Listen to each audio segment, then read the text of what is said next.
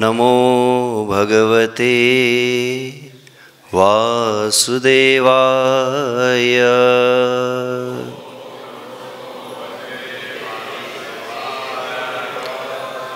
ॐ नमो भगवते वासुदेवाय।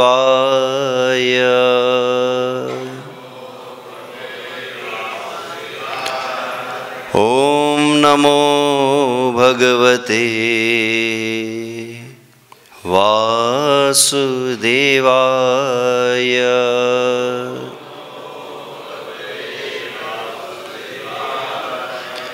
नारायणं नमस्कृत्यं नरं चैव नरोत्तमं देवीं सरस्वतीं व्यासं ततो जयमुदीरये।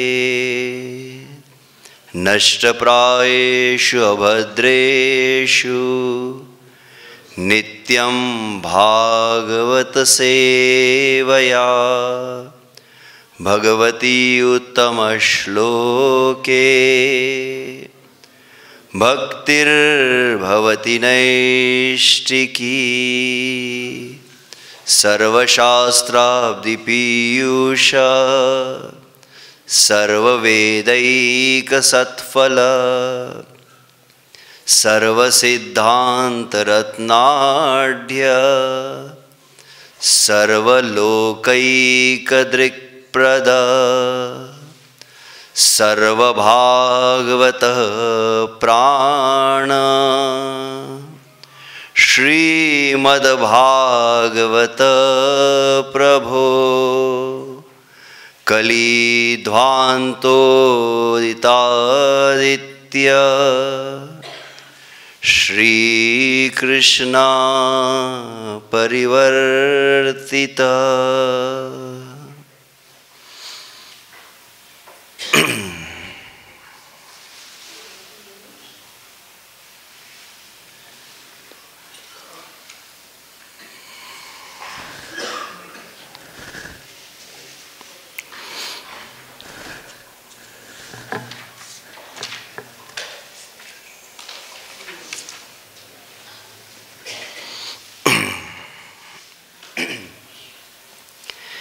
ग्रंथराज श्रीमद् भागवतम स्कंद 7 अध्याय 10।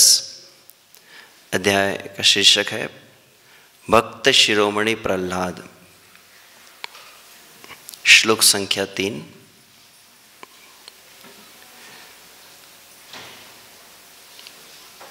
भृत्यलक्षण जिज्ञासु भक्तं कामेष्वचोदय।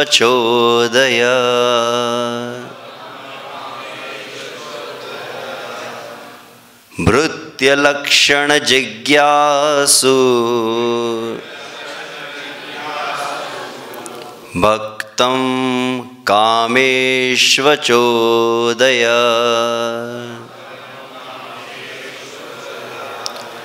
भवान् संसार बीजेषु भवान् संसार बीजेषु हृदय ग्रंथिषु प्रभो हृदय ग्रंथिषु प्रभो। भृत्यलक्षण जिज्ञासु भक्तं कामेष्वचोदय।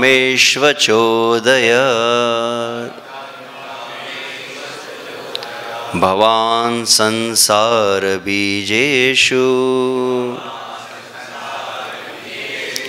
हृदय ग्रंथिषु प्रभो भृत्यलक्षण जिज्ञासु भक्तं कामेष्वचोदय।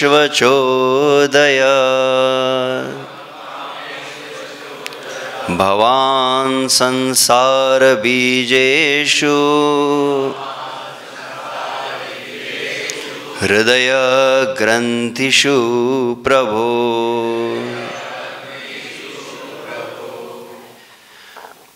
भृत्य लक्षण जिज्ञासु शुद्ध भक्त के लक्षण प्रकट करने का इच्छुक।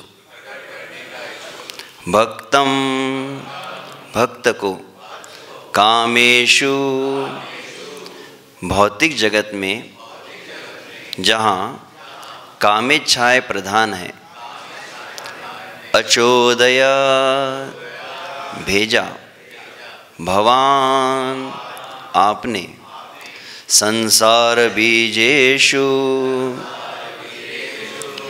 इस जगत में उपस्थित रहने का मूल कारण हृदय ग्रंथिषु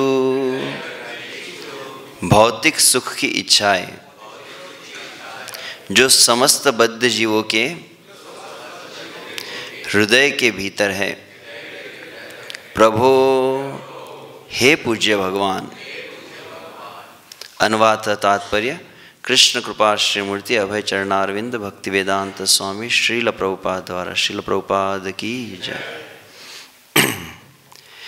हे मेरे आराध्य देव, ठीक है कह लीजिए।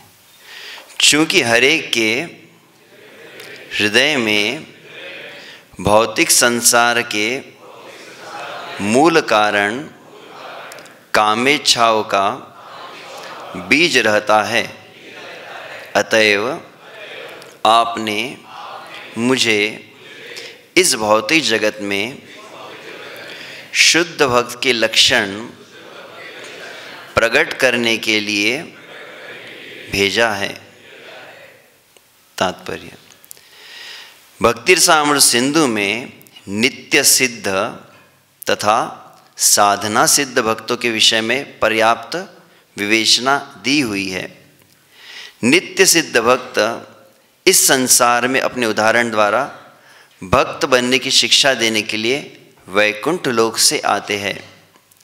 इस जगत के जीव ऐसे भक्तों से शिक्षा ग्रहण कर सकते हैं और इस तरह भगवत धाम जाने में रुचि उत्पन्न कर सकते हैं। नित्य सिद्ध भक्त भगवान के आदेश से वैकुंठ लोक से आते हैं और अपने उदाहरण द्वारा यह दिखलाते हैं कि किस तरह शुद्ध भक्त बना जाए। अन्याभिलाषिता शून्यम। इस जगत में आने पर नित्य सिद्ध भक्त भौतिक भोग के प्रलोभनों में नहीं आता। इसके सर्वोत्कृष्ट उदाहरण महाभागवत भक्त प्रहलाद महाराज है, जो नित्य सिद्ध अर्थात महाभागवत थे। यद्यपि उनका जन्म नास्तिक हिरण्यकशिपु के परिवार में हुआ था, किंतु वे किसी तरह के भौतिक भोग के प्रति आसक्त नहीं थे। भगवान चाहते थे कि प्रहलाद महाराज शुद्ध भक्त के लक्षण प्रकट करें, अतएव उन्हें भौतिक वर स्वीकार करने के लिए फुसलाना चाहा, किंतु उन्होंने स्वीकार नहीं किया, अपितु उन्होंने अपने निजी उदाहरण से शुद्ध भक्त के लक्षण प्रकट किए। दूसरे शब्दों में भगवान न तो स्वयं अपने शुद्ध भक्त को इस भौतिक संसार में भेजना चाहते हैं, न ही भक्त को यहाँ आने में कोई भौतिक प्रयोजन रहता है। जब भगवान स्वयं इस भौतिक जगत में अवतार के रूप में आते हैं तो वे भौतिक परिवेश से आकृष्ट नहीं होते और उन्हें भौतिक कार्य से कोई मतलब नहीं रहता। फिर भी वे अपने निजी उदाहरण से सामान्य व्यक्ति को भक्त बनना सिखाते हैं। इसी प्रकार जो भक्त परम भगवान के आदेश से यहाँ आता है, वह भी अपने निजी आचरण से दिखाता है कि शुद्ध भक्त कैसे बना जाए। इसलिए शुद्ध भक्त सभी जीवों के लिए, जिनमें ब्रह्मा भी सम्मिलित है, व्यवहारिक उदाहरण होता है। ओम अज्ञानतिमिरान्धस्य ज्ञानाञ्जनशलाकया चक्षुरुन्मिलितं येन तस्मै श्रीगुरुवे नमः। श्रीचैतन्यमनोभीष्टं स्थापितं येन भूतले स्वयं रूप कदा मह्यं ददाति स्वपदान्तिकम्। वन्देऽहं श्रीगुरोः श्रीयुतापदकमलं श्रीगुरून् वैष्णवांश्च श्रीरूपं साग्रजातं सहगणरघुनाथान्वितं तं सजीवं साद्वैतं सावधूतं परिजनसहितं कृष्णचैतन्यदेवं श्रीराधाकृष्णपादान् सहगणललिता श्री विशाखान्वितांश्च। नमः ॐ विष्णुपादाय कृष्णप्रेष्ठाय भूतले श्रीमते भक्तिवेदांत स्वामिनिति नामिने। नमस्ते सारस्वते देवे गौरवाणी प्रचारिणे निर्विशेष शून्यवादी पाश्चात्यदेशतारिणे। वाञ्छाकल्पतरुभ्यश्च कृपासिन्धुभ्य एव च पतितानां पावनेभ्यो वैष्णवेभ्यो नमो नमः। जय श्री कृष्ण चैतन्य प्रभु नित्यानंद श्री अद्वैत गदाधर श्रीवासादि गौर भक्तवृंद। हरे कृष्णा कृष्ण कृष्णा हरे हरे हरे राम राम राम हरे हरे। असाधु साधुता दाहिन्नाति नीचोच्चतारक हानमुञ्च कदाचिन्मां प्रेम्णा हृद्कण्ठयो स्फुरः प्रेम्णा हृद्कण्ठयो स्फुरः। हरे कृष्ण। तो सर्वप्रथम समस्त उपस्थित भक्तों के चरण में सादर वंदन प्रणाम करते हैं। सभी से कृपा याचना करते हैं कि हम श्रीमद् भागवत की इस अत्यंत मंगलमय पावन चरित्र प्रहलाद नरसिंह के भाव को हृदयंगम कर सके।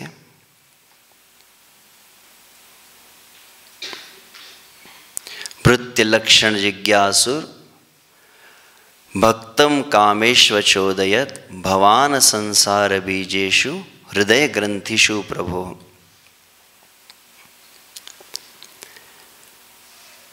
श्रीमद् भागवत सप्तम स्कंद के अंतर्गत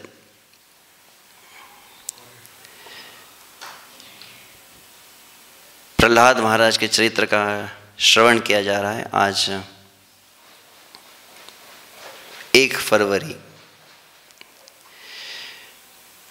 ठीक 1 महीना हुआ है। ठीक 1 महीने पहले 1 जनवरी था और यही समय था। इस समय हमें सौभाग्य प्राप्त हुआ था कि इसी समय हम नरसिंह क्षेत्र जिसे कहलाते हैं, ज्वाला नरसिंह, उनके दर्शन इस समय शायद मैं कर रहा था अहोबिलम धाम में। बहुत विशाल वहाँ पर चारों ओर पर्वत थे और भक्तगण बता रहे थे। अभी नरसिंह क्षेत्र कहलाता है, एक समय था जब वो हिरण्यकशिपु क्षेत्र कहलाता था। हिरण्यकशिपु का ही राज्य था वो उस दक्षिण क्षेत्र में, दक्षिण भारत।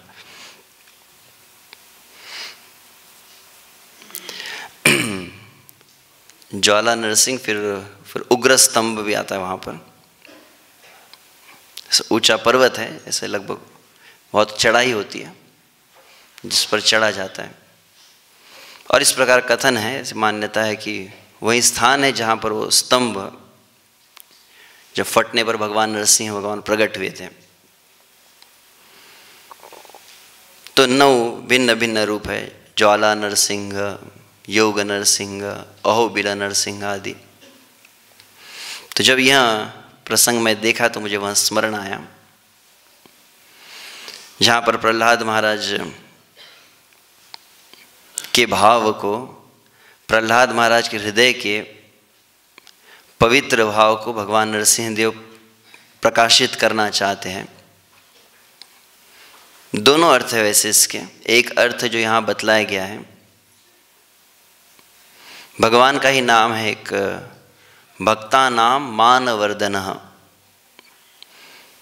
भक्त सदैव भगवान की महिमा का गान करने में तत्पर रहता है, वैसे ही भगवान भी सदैव भक्त की महिमा को गान करने के लिए तत्पर होते हैं।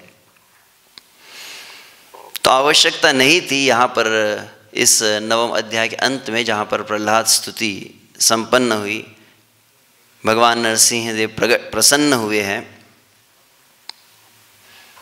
तो जानते तो थे प्रहलाद के भाव को कि प्रहलाद क्या कहेंगे, परंतु फिर भी तथापि उन्होंने कहा कि मांगो जो मांग सकते हो। और ये श्लोक संख्या 2 से श्लोक संख्या 7 तक लगभग 6 श्लोकों में प्रहलाद महाराज बहुत सुंदर अपने भाव बतलाए हैं। जिसके पूर्व के श्लोक से प्रारंभ हुआ, माम प्रलोभय, कृपया मुझे आप प्रलोभन मत दीजिए, मुझे आकर्षित मत कीजिए संसार के भोग के प्रति। श्रील प्रभुपाद जी तात्पर्य में नित्य सिद्ध, साधना सिद्ध आदि के विषय में बतलाए। तो मैं स्मरण कर रहा था जहाँ पर नामाचार्य श्री हरिदास ठाकुर नीलाचल क्षेत्र में श्री जगन्नाथपुरी धाम में भगवान श्री कृष्ण चैतन्य महाप्रभु के साथ जब संवाद करते हैं, तो वहाँ पर भी वे अपने संवाद के प्रारंभ में जीव तत्व का जब चर्चा किए तो वहाँ पर बतलाते हैं, चिद धर्म वशतः जीव स्वतंत्र गठन संख्याय अनंत सुखतार प्रयोजन। श्री हरिनाम चिंतामणि नामक ग्रंथ में हरिदास ठाकुर चैतन्य महाप्रभु से जीव के विषय में बता रहे हैं। पहले भगवान के तत्व को बतलाया गया, भगवान के नाम, रूप, गुण, लीला और धाम की दिव्यता के विषय में बताया गया है। और तत्पश्चात बताते और एक चिन्मय कौन सी वस्तु, तो चित अनुसूर स्वरूप जीव वैभव प्रकार। ये जीव आत्मा है, यह भी एक आध्यात्मिक भगवान की शक्ति है। और विशेषता क्या है इसकी, तो वो बताते हैं, चिद धर्म वशतः जीव स्वतंत्र गठन। भगवान के जो धर्म है, भगवान का गुण धर्म जैसा ही गुण धर्म इस जीव का है, तो इस जीव में भी एक विशेष स्वतंत्रता है। संख्याय अनंत सुख तार प्रयोजन, जीव संख्या में अनंत है, एक में प्रयोजन उसके समस्त कार्य का या उसका गुण धर्म कौन सा है, तो सुख। अब सुख के ही 2 विभाजन वे किए हैं। से सुख हेतु यार कृष्णेर वरिलो कृष्ण पारिषद मुक्त रूपे ते रहीलो। ये बहुत महत्वपूर्ण एक विषय, बद्ध अवस्था और मुक्त अवस्था के विषय में। बद्ध का मूल बीज क्या है? यहां पर शब्द आया था संसार बीजेषु। निरंतर हम जितना भजन कर रहे हैं, साधन किए जा रहे हैं, भक्ति के भिन्न भिन्न अंगों का अनुशीलन किया जा रहा है, अंततः मुक्त होने के लिए संसार के बंधन से। तो संसार का बंधन का बीज क्या है और मुक्त अवस्था का लक्षण क्या है? तो वहां पर उसी बात को हरिदास ठाकुर कह रहे, सेई सुख हेतु यार कृष्णेर वरिल कृष्ण पारिषद मुक्त रूपे ते रहिलो। जो श्री कृष्ण के शरण को ग्रहण करता है, श्री कृष्ण का आश्रय लेता है और श्री कृष्ण के सुख हेतु कार्य करता है, उसको कहा गया कृष्ण पारिषद। भगवान श्री कृष्ण का परिकर कहलाता है और शाश्वत रूप से मुक्त रहता है, इसलिए उसको कहते हैं नित्य मुक्त।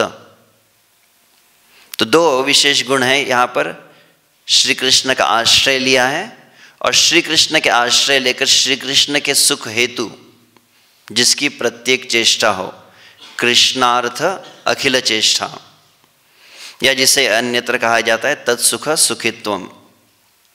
अब अन्य कौन से जीव है? तो वहां पर कहते यार पुनः निज सुख करिया भावना पार्श्वास्थिता माया प्रति करिल कामना। परंतु कुछ जीव है, एक जीव का प्रकार बतलाया गया है जो श्री कृष्ण का अनन्य आश्रय लेकर कृष्ण संतोष, कृष्ण सुख के लिए चेष्टा करते हैं, इच्छा करते हैं। अन्य कुछ जीव है जो निज सुख, यही शब्द है वास्तविक इस संसार के बंधन के बीज, निज सुख शब्द है। यार पुनः निज सुख करिया भावना पार्श्वस्थिता, बगल में ही भगवान श्री कृष्ण के बगल में कौन है? माया है। पार्श्वस्थिता माया प्रति करिल कामना, निज सुख की भावना जैसे आई तत्क्षण वह माया की ओर आकर्षित हो गया। और उसी को फिर कहते हैं सई सब नित्य कृष्ण बहिर्मुख हैलो देवी धामे मायाकृत शरीर पाइलो। सही ऐसे जीव जो निज सुख की इच्छा करते हैं वे कृष्ण बहिर्मुख हैल, भगवान श्री कृष्ण से विमुख हो जाते हैं और देवी धाम में, देवी धाम मतलब इस जगत को देवी धाम कहा गया। इस जगत में वृंदावन धाम नहीं, वृंदावन से परे, आप तो देवी धाम में नहीं है, आप तो श्री कृष्ण के निज धाम में हैं। तो देवी धाम में मायाकृत शरीर पाइल, और फिर इस माया के द्वारा रचित इस देह को प्राप्त किया। तो मूलतः इस संसार में भक्त लोग बार बार जब आपस में आदान प्रदान करते तो कहते प्रभु जी कृपा कीजिए, कुछ कृपा कीजिए कि हम भी शुद्ध हो जाए, भगवान की कृपा हो हम पे, हमारा हृदय शुद्ध हो। कथा करते समय कई बार भक्त लोग कहते हैं कि मैं अपनी शुद्धिकरण के लिए कह रहा हूँ। अब ये शब्द बहुत अधिक प्रयोग किया जाता है पुनः पुनः, अपना शुद्धिकरण के लिए, शुद्धिकरण के लिए मैं शुद्ध होना चाहता हूँ, शुद्ध भक्त बनना चाहता हूँ। प्रश्न उठता है शुद्ध मतलब होता क्या है? ये शुद्धि मतलब क्या है? ये कुछ समझ में तो आना चाहिए ना। केवल शब्द को, जिसको कहते हैं लिप्स सर्विस कहा जाता है, केवल मुख से कह दिया शुद्धि शुद्धि शुद्धि, परंतु आंतरिक रूप से समझ में ही नहीं आया शुद्धि मतलब क्या या अशुद्धि क्या है। तो वास्तविक उसी को यहाँ पर हरिदास ठाकुर शब्दों में, अशुद्धि है निज सुख की भावना। और वास्तविक शुद्धि मतलब क्या है? वास्तविक शुद्धि मतलब केवल श्री कृष्ण का सुख, श्री कृष्ण का आह्लाद, श्री कृष्ण की प्रसन्नता का जो भाव है, इसी को वास्तविक शुद्धि कहा गया है। कई बार भक्त लोग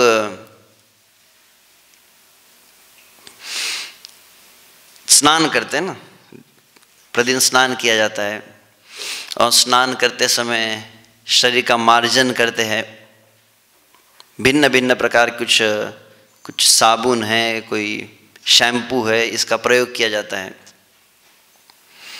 मैं एक होम्योपैथी डॉक्टर से मिल रहा था और उसने एक बहुत अच्छी बात बताई। बोले कि वास्तविक व्यवहारिक रूप से देखा जाए तो जितने आजकल के तथाकथित जो साबुन आते हैं, जो शैम्पू आते हैं, जो लगाया जाता है स्नान करते समय, किस लिए लगाया जाता है? प्रश्न उठे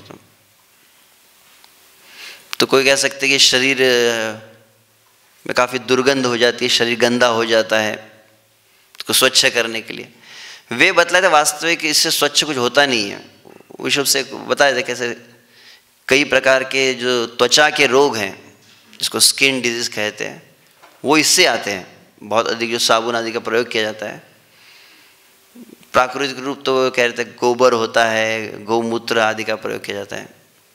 जितने तथाकथित आधुनिक संसाधन बनाए जा रहे हैं, ये कुछ वास्तविक लाभ प्रदान नहीं करते, कहने का भाव ये था। तो शरीर के अंदर मैं जो कह रहा था कि यहाँ जो साबुन आदि प्रयोग किया जाता है कि ताकि शरीर की जो दुर्गंध निकल सके। प्रश्न यह उठता है पुनः, ये जो शरीर होता है, ये शरीर में दुर्गंध जो होती है, दुर्गंध रहती है ना, नवद्वारे पूरे दे, भिन्न भिन्न द्वारों से निरंतर जो दुर्गंध आती रहती है। प्रश्न है कि दुर्गंध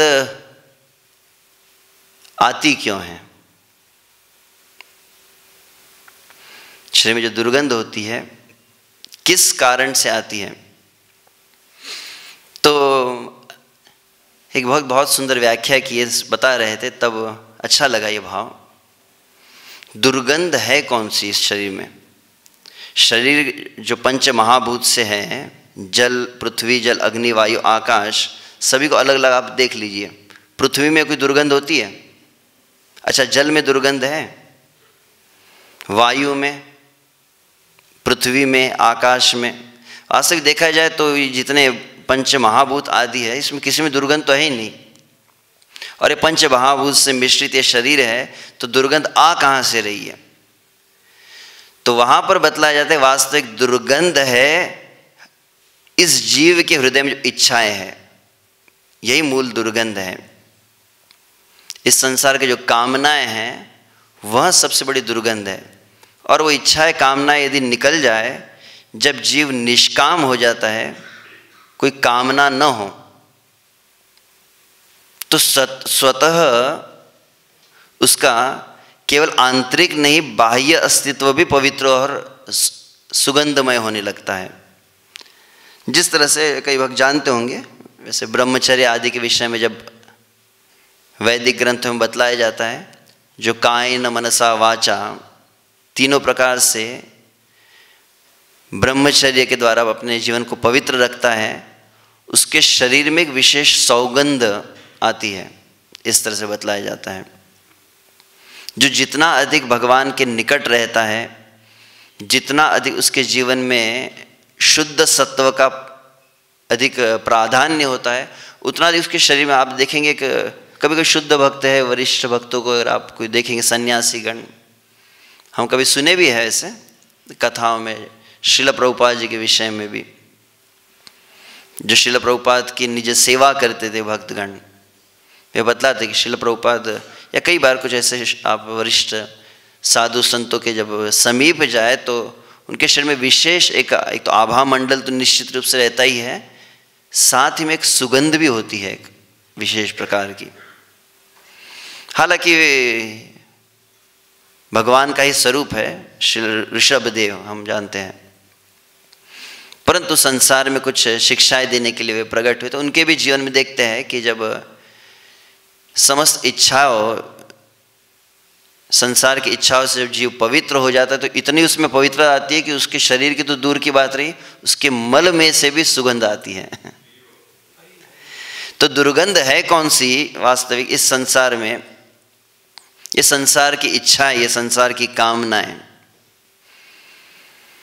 जो कभी वास्तविक अंत तो होना नहीं है। जिस तरह से ययाति महाराज के शब्दों में कहा जाए तो यत् पृथिव्याम विरहीयवम हिरण्यम पशव स्त्रिय न दुह्यंति मनः प्रीतिम पुंसम काम हतस्यते,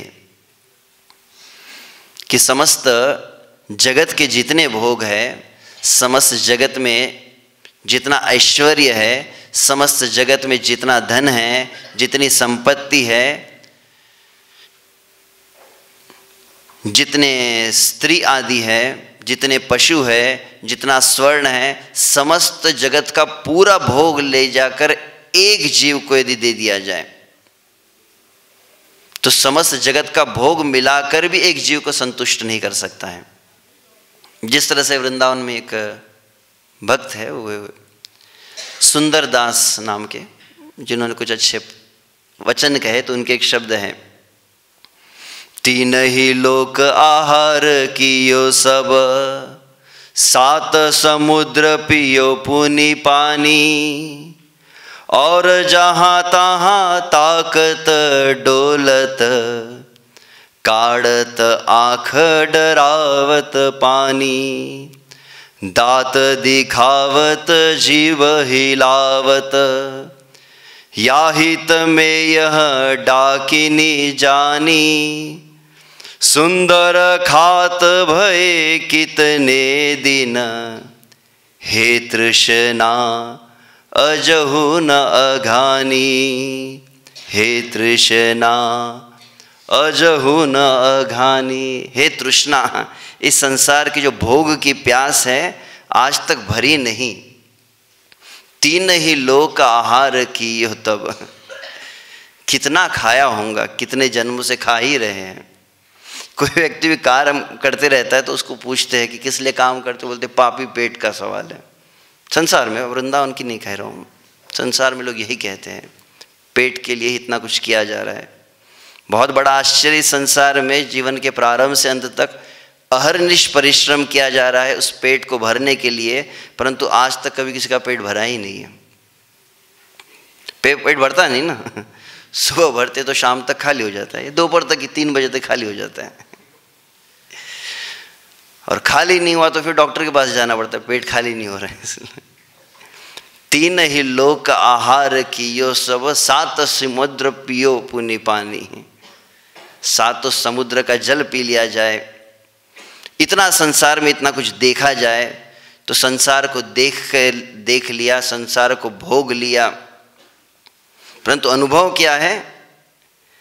सुंदर खात भय कितने दिन, हे तृष्णा अजहु न अघानी।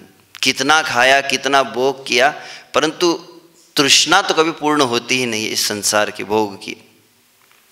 आगे वो कहते हैं, ये मम देश विलायत है गज, ये मम मंदिर, ये मम थाती, ये मम मात पिता पितु बांधव, ये मम पूतसु, ये मम नाती, ये मम कामिनी कैली करनित, ये मम सेवक है दिन राती, सुंदर ऐसे ही छाड़ी गयो सब, तेल जरो सुबूझी जो बाती।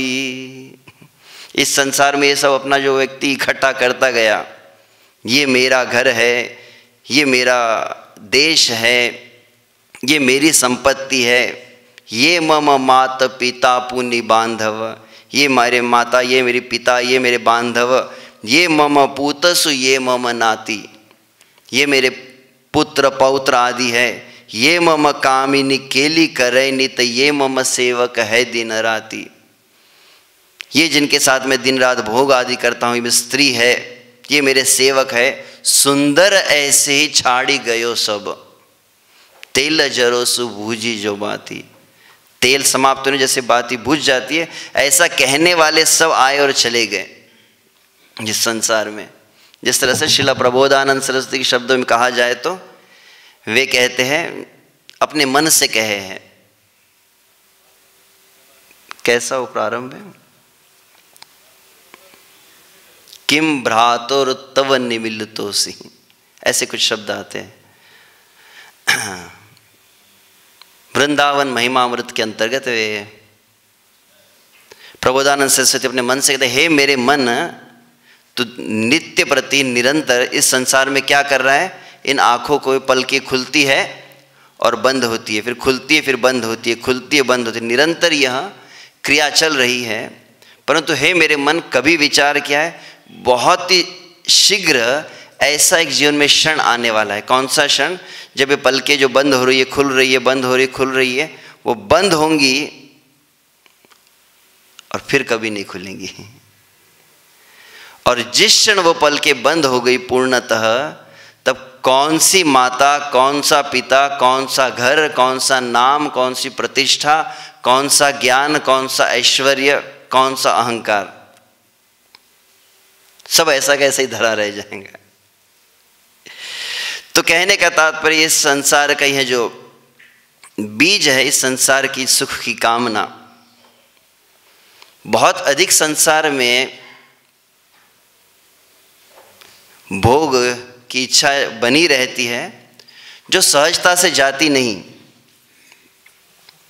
अन्यत्र कहा जाता है, विश्वामित्र पराशर प्रभुतयो वातांब पूर्णाशना तेपि स्त्रीमुख पंकजं सुललितं दृष्ट्वैव मोहं गतः शाल्यन्नं सघृतं पयोदधियुतं भुञ्जन्ति ते मानवा श्लेषामिन्द्रिय निग्रहो यदि भवेत् विन्ध्येतरेत् सागरम। वैराग्य शतक के अंतर्गत कहा गया है, इस संसार में कैसे बड़े बड़े त्यागी तपस्वी है। विश्वामित्र पराशर प्रभुतयः, विश्वामित्र की कैसी तपस्या थी, कैसा त्याग था, कैसा इंद्रिय निग्रह था। पराशर आदि कैसा उनका जीवन था। वातांब पर्णाशना, वाता अंबु पर्णाशना। कल्पना कीजिए, आपको आज प्रातः काल कहा जाए आप सभी के लिए महाप्रसाद है, और प्रसाद में यही आपकी डाइट रहने वाली है। कौन सी? वात, वायु। ऐसे ऋषि मुनि हुए हैं जो वायु का पान करके केवल जीवन निर्वाह किए। कल्पना कीजिए आपको प्रसाद में बकेट दे दी जाए, खाइए हवा जितनी खानी है। वात, अंबु जल, और पर्ण, पर्ण मतलब सूखे हुए जो पत्ते होते हैं। ऐसा जिनका जीवन रहा है, जो वायु, जल और सूखे पत्तों के द्वारा जिन्होंने अपना जीवन यापन किया है। बहुत बड़ी बात है। कहने में कभी कभी हम ऋषि मुनियों की कभी कभी परिहास भी कर देते हैं, भक्त तो उससे श्रेष्ठ होते हैं, परंतु ऋषि मुनि होना भी कोई खेल की बात नहीं है। अभी तो श्रील प्रभुपाद जी की अनुकंपा है कि हम आसमान से गिरे वृंदावन में अटके। ऐसे कोई साधु संत जैसा भाग्य तो था नहीं। जैसे श्रील प्रभुपाद से पूछा किसी शिष्य ने कि हमारा कौन सा ऐसा सुकृत था, तो श्रील प्रभुपाद जी के वास्ते कि आपका भाग्य था ही नहीं, मैंने आपको भाग्य प्रदान किया है। तो ऐसे ऋषि मुनि जिन्होंने बहुत इंद्रिय निग्रह आदि भी किया, उनके विषय में कहा जा रहा है, विश्वामित्र पराशर प्रभुतयो वातांबु पर्णाशना तेपि स्त्रीमुख पंकजम सुललितम दृष्ट एव मोहम गतः। ऐसे जिन्होंने समस्त संसार के भोग को त्याग कर वन में पर्वतों पर जाकर जिन्होंने तपस्या की, वे भी यदि तेपि स्त्रीमुख पंकजम सुललितम, इस संसार का जो आकर्षण है, पुरुष स्त्री आदि का आकर्षण, उन्हें भी मोहित कर देता है, तो फिर अन्यों के विषय में क्या कहा जाए? कौन से? शाल्यन्नम सघृतम पयोदधियुतम भुंजन्ति, जो बढ़िया बासमती का चावल, स्वीट राइस अन्नम सघृतम, और घी के साथ में बढ़िया मेवा मिष्ठान खा रहे, रबड़ी पी रहे हैं, कैसी कल्पना की जा सकती उनसे। ते इंद्रिय निग्रहो यदि भवेत विंध्ये तरेत सागरम, जैसे विंध्याचल पर्वत समुद्र पार कर ले, वैसे ही बढ़िया खान पान करने वाले यदि इंद्रिय निग्रह कर ले तो वह अत्यंत कठिन है। तो कहने का भाव एक जो वैसे तो काफ़ी कुछ मन में भिन्न भिन्न भावनाएं आ रही थी। इस संसार के भोग कामादीनाम कति न कतिदा पालिता दुर्निदेशात तेषाम जाता मयि न करुणा न त्रुपा नोपशांति उत्सृजयितान अथ यदुपते सांप्रत लब्ध बुद्धे त्वाम आयात शरणम अभयम माम नियुंक्षो आत्मदास्य। आचार्यगण ऐसे वचन कहते कि इस संसार में काम आदि नाम कति न कतिदा पालिता दुर्नि, इस संसार का भोग कितना भी किया जाए न त्रुपा नोपशांति, ना तो कभी संतुष्टि हुई है ना कभी उससे इंद्रिया विरक्त हुई है। तो इसीलिए प्रहलाद महाराज के वचन यहाँ पर जो आ रहे हैं कि तो बंधन का मूल कारण इस संसार के भोग है, संसार की कामना है। अब जो भगवत भजन में आ जाते हैं, भगवान की आराधना आदि करते हैं, भगवान के सन्मुख हो जाते हैं, आ जाते भगवान के चरणों में, तो भगवान उन्हें चतुर्विधा भजन्ते माम जना सुकृतिनः अर्जुन, सुकृति कहे है वे, सुकृतिवान है, किसी भी भाव से हो, किसी भी कामना से हो। चैतन्य शिक्षामृत में श्रील भक्तिविनोद ठाकुर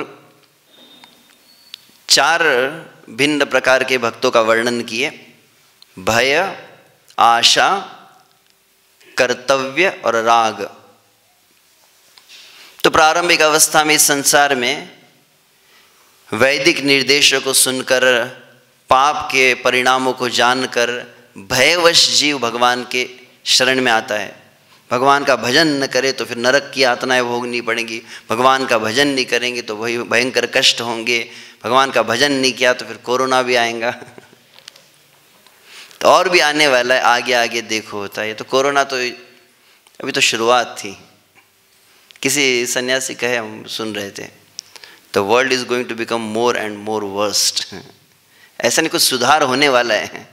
रोगों के भी प्रकार जो है दिन प्रतिदिन कोई विकृत और बहुत विकराल प्रकाशित हो रहे हैं। लग रहा है कोरोना गया, अभी कुछ प्रभु जी अब हो गया ना, कई बार बार बार पूछा जाता है। अभी तो और भी भयंकर आएगा कुछ, क्या आएगा वो नहीं जानते हम, परंतु जब कुछ आया है तो और अधिक विकराल रूपी भगवान ने अपना प्रकाशित किया इस संसार में। तो लोग भयभीत होकर भी आए भगवान के चरणों में, तो ठीक है, परंतु उससे उत्कृष्ट कहा गया है भय से नहीं, आशा से जब आते हैं कि संसार की कामना मन में है, परंतु संसार की कामना लेकर यदि भगवान के पास आए तो उससे उत्कृष्ट है। परंतु उसे भी बुद्धिमत्ता नहीं माना गया है, क्योंकि ऐसे भगवान तो जिस तरह से हमारे शास्त्र कहते हैं, नित्यो नित्यानाम चेतनश्चेतनानाम एको बहुनाम यो विदधाति कामान, न मांगने पर भी भगवान समस्त जीवों का पालन पोषण करते हैं। जिस तरह से एक माता अपने बालक का स्वप्न में भी अहित नहीं कर सकती, लालने ताड़ने मातुर न अकारुण्यम यथार्भके तद्वद एव महेशस्य निर्यंतु गुण दोषयो, कि चाहे माँ लाड़ करे या चाहे माँ मारती हो, चाहे माँ कुछ भोजन दे या चाहे माँ प्रताड़न दे, दोनों में ही माँ की करुणा है। क्योंकि माँ किसी भी अवस्था में बालक का अहित सोच ही नहीं सकती है। वैसे ही कहा जाता है कि भगवान जो सर्वसमर्थ है, सब कुछ कर सकते हैं, वे भगवान की भी कुछ असमर्थता बतलाई जाती है। कुछ चीज़ें जो भगवान कभी भी नहीं कर सकते, कुछ भी हो जाए भगवान कर ही नहीं सकते। कौन सा है? तो उसमें सबसे प्रथम बात बताई, चाहकर भी भगवान कभी किसी जीव का अमंगल नहीं कर सकते। मंगल भवन अमंगल, मंगल भवन कहा गया है। तो भगवान मांगल्य से पूर्ण है, किसी भी अवस्था में किसी भी जीव का अमंगल अहित हो ही नहीं सकता। तो वास्तविक जो समझ में आ जाता है जिसे कि भगवान तो सभी का अगर पालन पोषण कर रहे तो क्यों भगवान से मांगा जाए। भगवान से मांगना ऐसे थोड़ी अज्ञता या मूर्खता है जो भगवान के इस कारुण्य को नहीं जानते। यह वास्तविक कारुण्य भी नहीं है। एक भक्त की तो और थोड़ी उच्च दशा में जब वो कहे तो बोले कि भगवान असमर्थ है, किस में तो भगवान किसी का अमंगल नहीं कर सकते, ये भी है। और दूसरी बात उन्होंने कही कि भगवान में दया बिल्कुल नहीं है, भगवान में किंचित मात्र भी करुणा नहीं है। एक भाव भक्त का राम तो कैसे है, उनको तो हम करुणा सिंधु कहते हैं। नहीं, बोले भगवान में बिल्कुल दया नहीं है। क्यों? दया किसके लिए की जाती है? इस संसार में जो कोई इस संसार का जो पराया होता है, माँ अगर बालक को दुग्ध पान कराए तो बच्चा बोलेगा कि माँ ने बहुत बड़ी दया की मेरे ऊपर। वो तो अपना अधिकार समझता है ना। बालक कभी ऐसा नहीं कह सकता कि माँ ने कृपा की है, ऐसी कृपा हर रोज करना, मुझे दूध पिलाते रहना।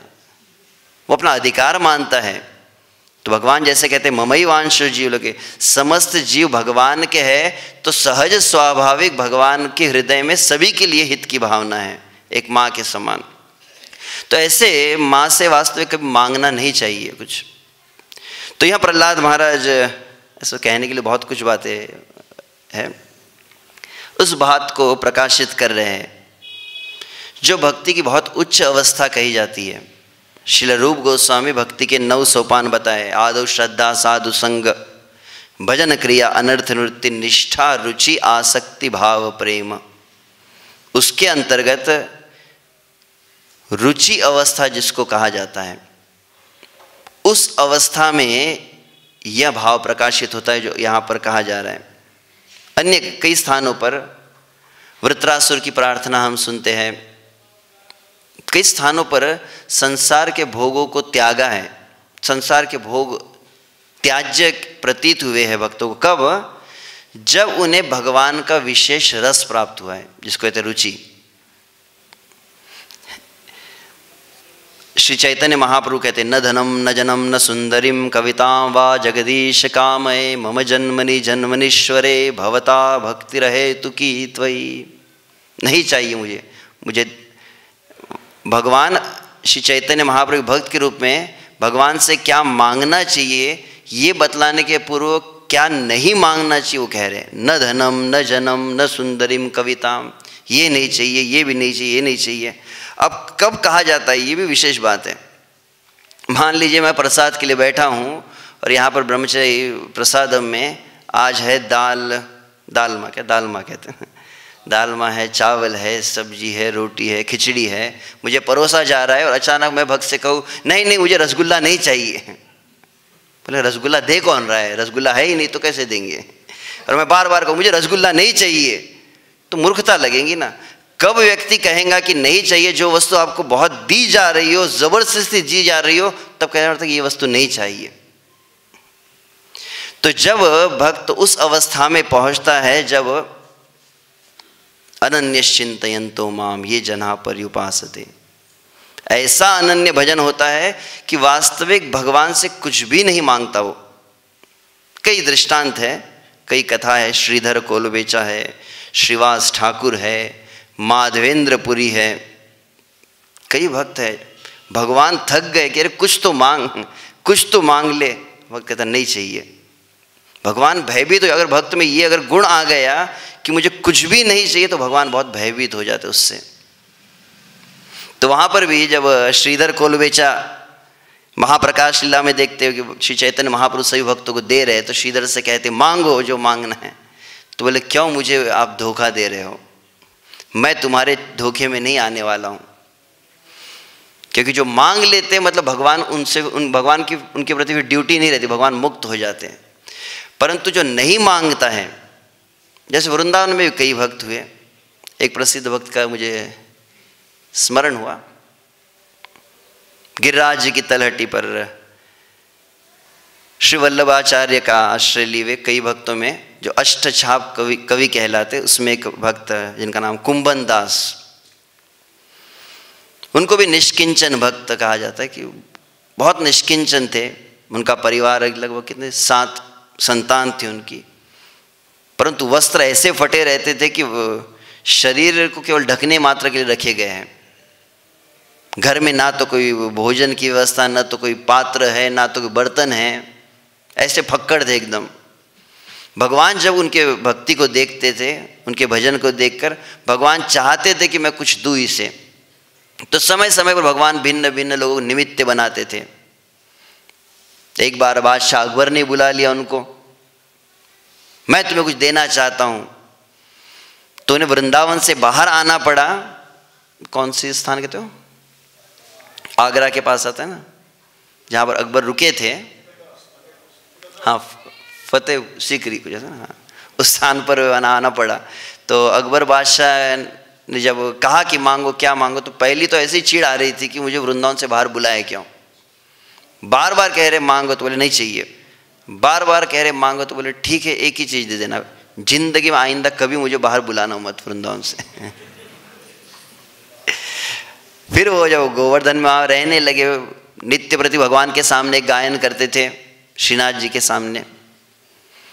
और फिर एक समय की बात है कि वहाँ पर उनकी महिमा जब कई भक्त सुनने लगे, तो ये बात वहाँ पर, जहाँ तो मुझे स्मरण, राजा मान सिंह थे ना, मान सिंह को भी पता चली। तो राजा मान सिंह भी वहाँ पर पहुँचे, देखा तो ऐसी टूटी फूटी झोपड़ी थी जिसके अंदर वो रह रहे थे। और वो जैसे ही कहा जाता है, कई भक्तों के लिए, सूरदास की भी कथा, कई भक्तों की कथाओं में सुनते कि भगवान का जब भजन करते थे, ऐसे अकिंचन भक्तों की विशेषता, ऐसे अकिंचन भक्त भगवान को चुंबक की तरह खींच लेते हैं, संसार की कोई कामना नहीं रहती। तो बताया जाता है जैसे ही ये गान करते थे कुंभन दास, छोटे से कृष्ण जो साख्य भाव था, वे तुरंत इनकी गोद में बैठकर इनके भजन को सुनते थे। तो जैसे स्नान आदि किया और भजन कीर्तन करने लगे, तो श्री कृष्ण ऐसे गोद में आकर बैठे और आपस में चर्चा हो ही रही थी। उसी क्षण जो है द्वार पर राजा मान सिंह आ गए। जैसे ही मान सिंह आए तो तुरंत श्री कृष्ण अप्रगट हो गए, कृष्ण चले गए। तो तुरंत वो कहने लगा अभी तो थे चले गए, अभी तो थे चले गए। अब मान सिंह को समझ में ना रहा हो क्या रहा है, बार बार अभी तो थे चले गए, अभी तो थे चले गए। तो देखा फिर कि घर द्वार पर कोई खड़े हैं, तो थोड़ा क्रोध फिर से आ रहा था कि मेरे भजन में डिस्टर्ब क्यों कर रहा है ये। तो उसी समय फिर बतलाया जाता है कि उन्होंने फिर उनकी जो भतीजी उन्हें कहा कि ठीक है थोड़ा आसन वगैरह लेकर आओ, और फिर स्नान हुआ है तो तिलक भी लगाना है, तो आसन लेके आओ ताकि राजा को बैठा सके। तो भतीजी ने कहा कि क्या कहते, पड़िया कहते ना, कि पड़िया आसन खा गई और तिलक पी गई। पड़िया कहते हैं, भैंस का जो बच्चा होता है ना, शायद उसको ही कहते हैं। तो आसन खा गई मतलब, आसन मतलब वो बाहर खेत से कुछ घास लेकर आते थे और उसी को बिछा दिया जाता था, उसका आसन घर पे बनता था। और पत्तों में पानी लेकर वो तिलक लगाते थे। ऐसा तो जीवन था। मतलब तिलक के लिए कोई आचमन पात्र भी नहीं था और बैठने के लिए कोई चटाई भी नहीं थी। यहाँ तो हम इतने दुनिया भर के इनर से, स्वेटर से, जैकेट से लेके, वृंदावन में जो रहे कैसे रहे वो विचार किया जाए। तो जो भी हो, जब देखा मान सिंह ने ऐसा वैराग्य कि कुछ भी नहीं इसके पास, तो बोले कि हे महाराज जी मैं आपके पास आया हूँ, आपकी सेवा करना चाहता हूँ। तो इनको तो चिढ़ आ रही थी क्योंकि भगवान चले गए थे। तो बार बार ये कहना नहीं नहीं कुछ नहीं चाहिए मुझे, जाओ जाओ जाओ, नहीं नहीं कुछ मांग लीजिए। तो पुनः वैसे ही वचन कहे उन्होंने कि कुछ चाहिए, तो बोले हाँ बस एक ही चीज़ की, ज़िंदगी में अपना मुंह कभी मत दिखाना तुम। राजा मान सिंह चले गए। जैसे ही राजा मान सिंह चले गए, अगले क्षण श्री कृष्ण कन्हैया आके फिर से गोद में बैठ गए। अब जैसे ही गोद में बैठे तो फिर उसने तुरंत बोला कि अरे कहाँ चले गए थे। तो तुरंत श्री कृष्ण कहा धत तेरे की। बोले क्या हुआ? अरे मैं बार बार भक्तों को भेजता हूँ तुम्हारी इच्छाओं को, मतलब तुम्हें कुछ मैं ऐश्वर्य दे सकूँ, कुछ भोग दे सकूँ, तुम बार बार ठुकरा देते हो। तो तुरंत कुंभन दास ने कहा धत तेरी की। बोले तुमने क्यों कहा था तेरे की? बोले कि एक प्रश्न का उत्तर दे दो। श्री कृष्ण ने तो बोले क्या? बोले तुम बार बार किसी को भेजते हो मुझे संसार का भोग देने के लिए। बोले हाँ। अच्छा एक बात बताओ, ये राजा मान सिंह आए थे। बोले हाँ। इन्होंने जो कुछ मुझे देना चाहते थे, मुझे तो राज्य भी दे सकते थे, गांव दे सकते थे, संपत्ति दे सकते थे, तो ये जो देना चाहते थे अगर मैं ले लेता तो क्या तुम मेरे गोद में फिर से आके बैठते? तो कृष्ण की आंखों में अश्रु आ गए और तुरंत श्री कृष्ण लिपट गए उनसे। तो ऐसा ही है जो भक्तों का, तो ये है कि वास्तविक भुक्ति मुक्ति स्पृहा विहीन जे भक्त। श्री भक्तिनाथ ठाकुर भी कहते हैं संसार क्या मांगा जाए, संसार को मांगना तो वास्तविक कांच के टुकड़े मांगने के समान है।